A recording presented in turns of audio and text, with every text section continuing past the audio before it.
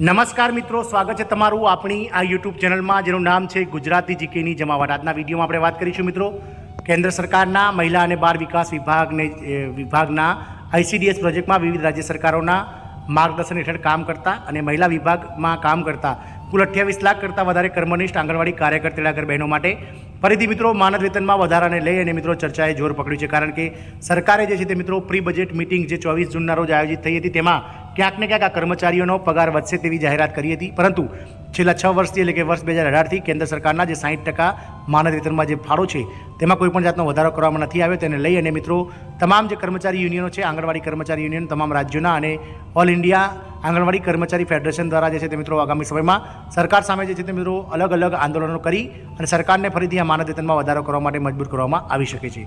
આ તમામ અટકળો વચ્ચે મિત્રો 18,000 માનદ વેતનની માંગ સાથે આંગણવાડી કાર્યકરો જે છે તે મિત્રો રસ્તા પર ઉતરી આવ્યા છે અને હવે કામનો બહિષ્કાર કરવાની પણ વાત કરવામાં આવી છે। મિત્રો આજના વિડીયોમાં વિગતવાર વાત કરીએ તો કઈ રાજ્ય સરકારની બહેનો 18,000 રૂપિયા માનદ વેતનની માંગ સાથે રસ્તા ઉપર ઉતરી આવ્યા છે અને તેમણે કામનો બહિષ્કાર પણ કરી દીધો છે।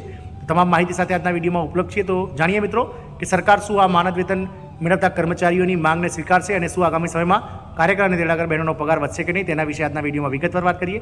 તો વિડીયોના અંત સુધી આપ બન્યા રહેશો અને જો ચેનલમાં તમે નવા હોય તો અમારી ચેનલને તમે સબસ્ક્રાઇબ કરી બાજુમાં રહેલું બેલ આઇકોન દબાવી નોટિફિકેશન ઓન કરો, જેથી કરીને ચેનલ પર મૂકવામાં આવતા ભરતીઓના નોટિફિકેશન, ભરતીઓના પરિણામ, જીકેના વિડીયો અને સરકારી કર્મચારી પેન્શનર્સ યોજનાઓને લગતા પરિપત્રો સરળતાથી તમને ચેનલના માધ્યમથી ઉપલબ્ધ થઈ જાય।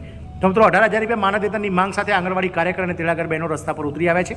કામનો બહિષ્કાર કરી અને રેલીઓ કાઢવામાં આવી છે। મિત્રો આંગણવાડી કાર્યકરોએ કામનો બહિષ્કાર કર્યો છે, રેલી કાઢી અને 18,000 રૂપિયા માનદ વેતનની સાથે નિવૃત્તિ પર 10 લાખ રૂપિયા અને અન્ય માંગણીઓ સાથે વિરોધ પ્રદર્શન કર્યું છે। આંગણવાડી કાર્યકરોએ કામનો બહિષ્કાર કર્યો અને રેલી કાઢી 18,000 રૂપિયા માનદ વેતન નિવૃત્તિ પર 10 લાખ રૂપિયા અને અન્ય માંગણીઓ સાથે વિરોધ પ્રદર્શન કર્યું। તેમણે કહ્યું કે તે લાંબા સમયથી આ માંગણીઓ માટે સંઘર્ષ કરી રહી છે, પરંતુ સરકાર સાંભળી રહી નથી। બુધવારે આંગણવાડી કાર્યકરોએ શહેરમાં રેલી કાઢી સરકાર વિરુદ્ધ સૂત્રોચ્ચાર કર્યા હતા અને કલેક્ટર કચેરીએ પહોંચીને ધરણા કર્યા હતા। તેમણે કહ્યું હતું કે લાંબા સમયથી 18,000 રૂપિયાનું માનદ વેતન, નિવૃત્તિ પર 10 લાખ રૂપિયા, આંગણવાડી કાર્યકરના પદ પર ભરતીમાં ઇન્ટરપાસ સહાયકોને પ્રાધાન્ય આપવા, નિવૃત્તિની ઉંમર વધારીને 65 વર્ષ કરવા, ગોલ્ડન કાર્ડ આપવાની માંગણી કરી રહ્યા છે। તે માંગ પણ કરી રહ્યા છે। આ માંગણીઓ પૂરી કરવાને બદલે સરકાર તેમની અવગણના કરી રહી છે। તેમણે કહ્યું કે નેટવર્કના અભાવ અને ન્યુટ્રિશન ટ્રેકર પર હાજરીની નોંધણી ન થવાના કારણે તેમનું માનદ વેતન કાપવામાં આવી રહ્યું છે। આવી સ્થિતિમાં તેમણે ટ્રેકર પર ડેટા ફીડ કરવા માટે યોગ્ય સમય આપવો જોઈએ।